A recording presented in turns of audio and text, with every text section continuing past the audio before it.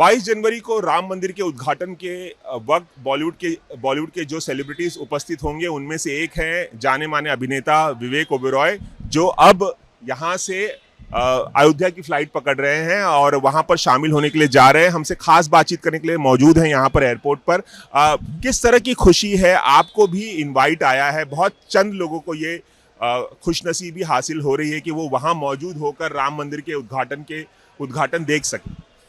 मुझे लगता है आज सिर्फ मैं नहीं, भारत के पूरे विश्व के करोड़ों लोग बहुत खुशनसीब है कि रामलला वापस आ रहे हैं 500 साल के संघर्ष के बाद, क्योंकि ये वही रामलला हैं जो हमें अपने जीवन के निजी जीवन के संघर्ष में हमेशा शक्ति देते हैं, हर जंग जीतने के लिए ऊर्जा देते हैं, आशीर्वाद देते हैं।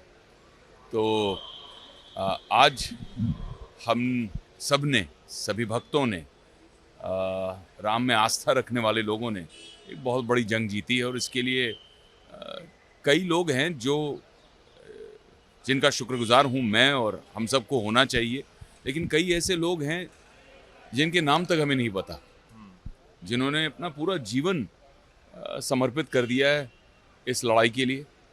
और आज मुझे लगता है कि सबसे बड़ी जीत उनके लिए हुई है। तो आज वहाँ हम अपने लिए, अपने परिवार वालों के लिए तो लल्ला से प्रार्थना कर ही रहे हैं, लेकिन कहीं न कहीं उनकी आत्माओं के लिए भी हम प्रार्थना कर रहे हैं और नतमस्तक होकर नमन कर रहे हैं उनको।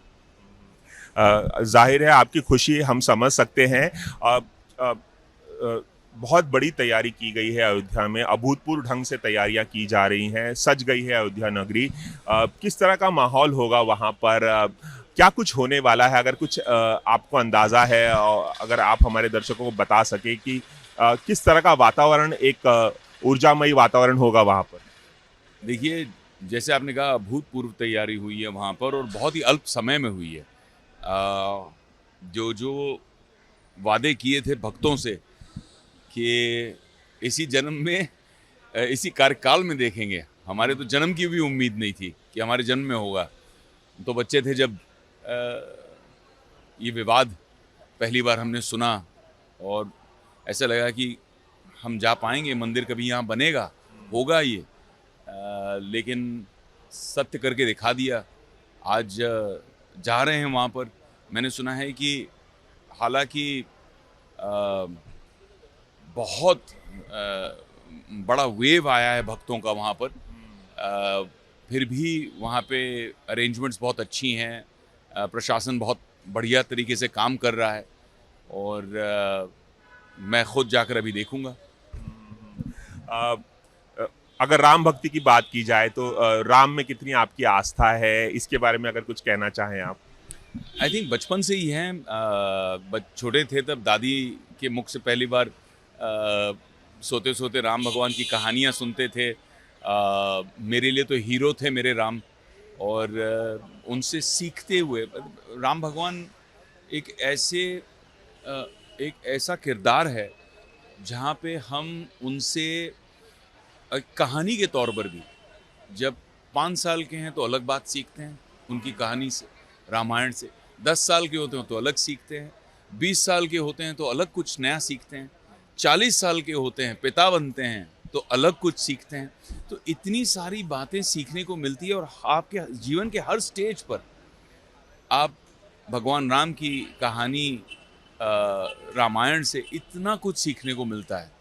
वो कमाल का मार्गदर्शन है उस कहानी में। बिल्कुल। एक आखिरी सवाल, रामलला की मूर्ति हाल ही में जो श्याम रंग की मूर्ति थी, उसकी एक झलक सामने आई थी, आपको कैसा लगा, कैसी लगी वो झलक? क्या कहना चाहिए? बहुत खूबसूरत। और मुझे लगता है कि मूर्ति तो है ही खूबसूरत, लेकिन भक्तों की आस्था का जब उन्माद होगा, पूरा मूर्ति के ऊपर छलकेगा, वो आस्था जब छलकेगी, लोगों का आंखों से प्यार जब छलकेगा, तो मूर्ति और खूबसूरत होते जाएगी।